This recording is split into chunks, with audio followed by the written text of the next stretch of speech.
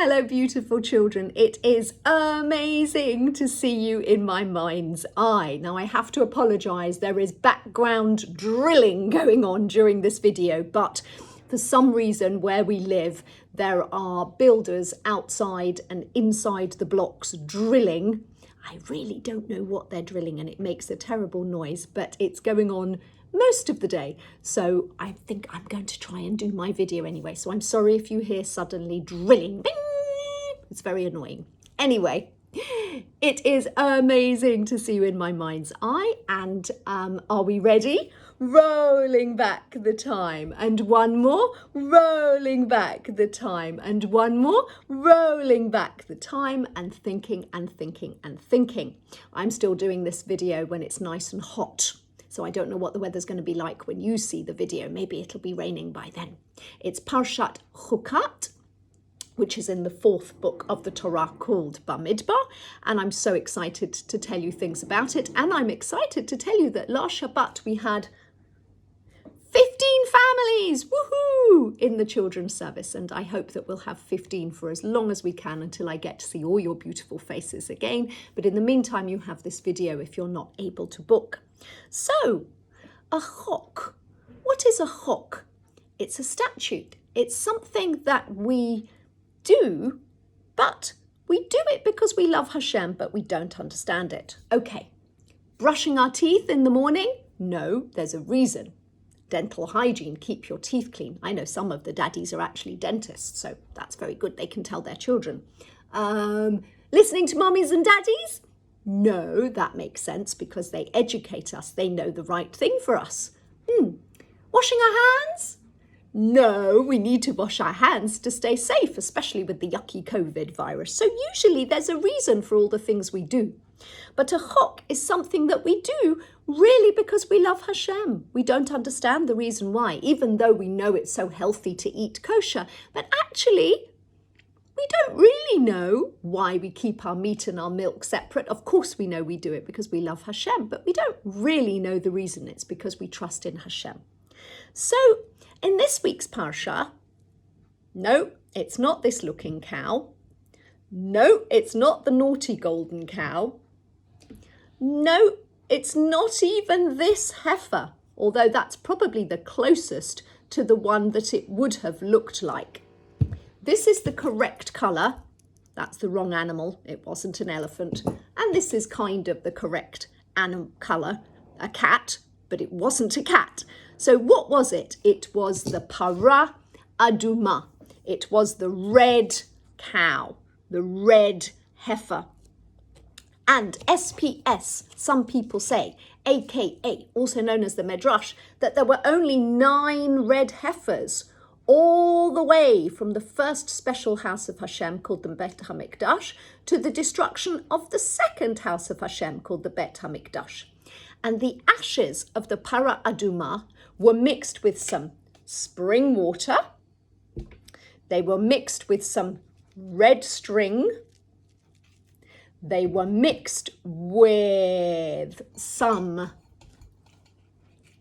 azov grass, hyssop. Now, what I showed you wasn't hyssop, but a lady who wasn't well and is now better gave me a tiny little plant, and it's grown so big, so I keep it for as long as I can keep it. I'm so proud of it. So we're going to pretend that this is the azov grass. Look how much it's grown. Isn't that lovely?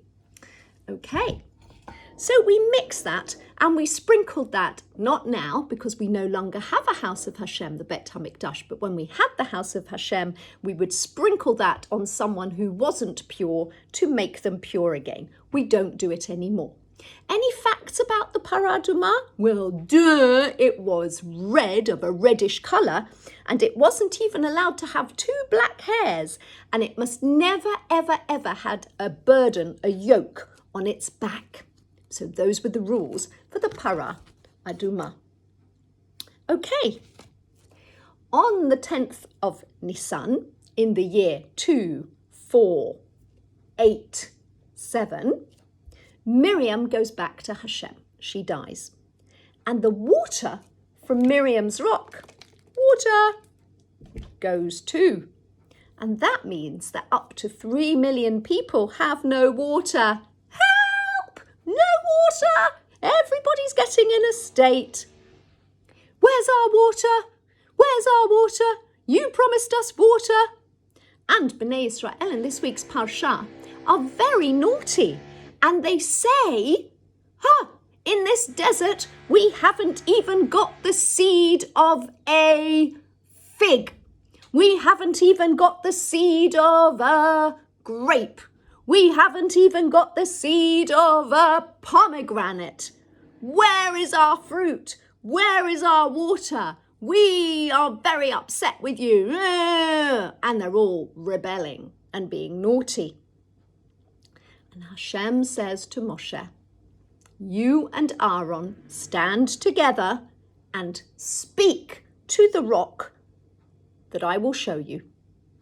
But SPS, some people say, aka also known as the Midrash, that the people are mocking him. Look at Moshe, he doesn't even know what he's doing. He's useless. We've got no water. Talk to a rock. What do you think? We are idiots. I'm not saying they said that, but they could have said that.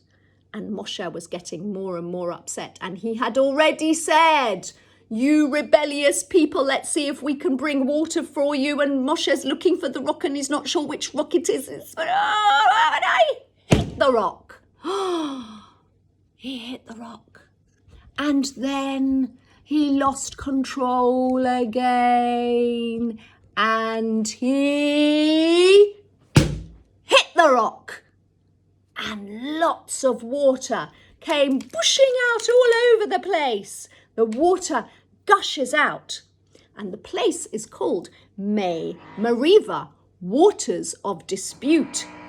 And that is when Hashem decides, right, Moshe and Aaron, you will both die in the desert because you hit the rock and you didn't speak to the rock. And you could say, well, why are you going to be punished so strongly? They were tzaddikim, they were so righteous. There are lots of things, children, we don't understand. And it's okay not to understand everything. And it's also okay not to be okay sometimes. That's why we've got our mummies and daddies and teachers to help us. Okay?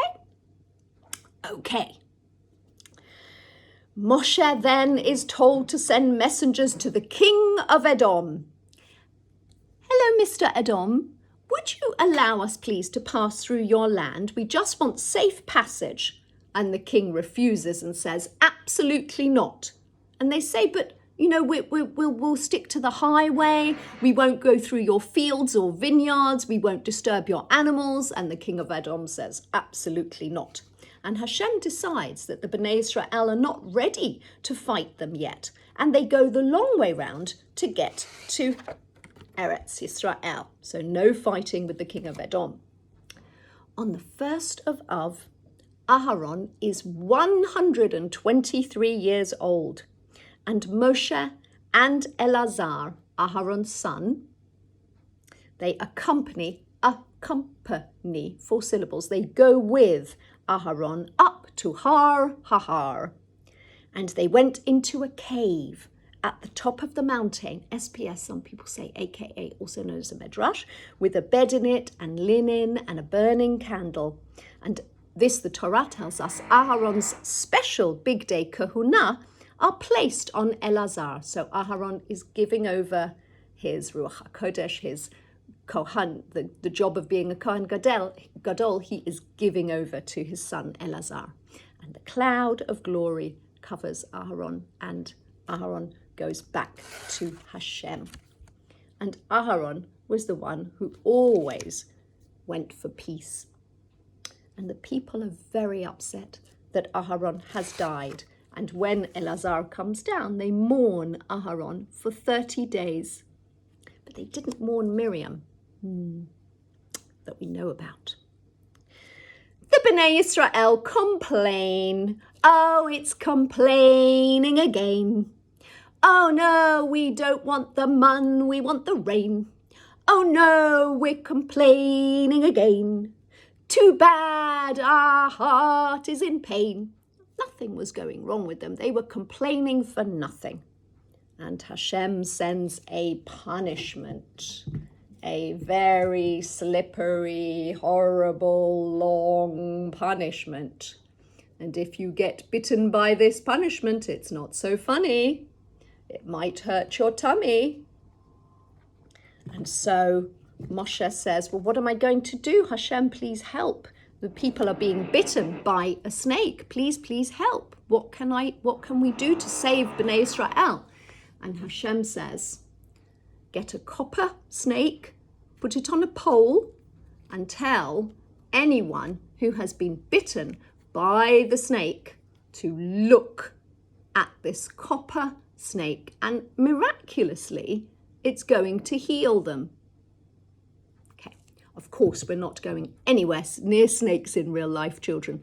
This is in the Torah, and it was the story in the Torah. So Moshe builds a copper snake on a pole to save Bnei Israel. Ironically, the same thing that bit them, looking at a copy of it, is going to save them.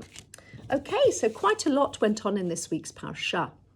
Okay, so listen to your mummies and daddies and do what they say. Listen to your mummies and daddies. Please don't forget to pray. Listen to your mummies and daddies. The rabbis lead the way. Then they will be happy. Sorry about the drilling. I think the drilling wanted to sing too. Have a lovely week. Have a lovely Shabbat. I hope to see you soon in my children's service. And if not, I hope you've enjoyed this video. Bye.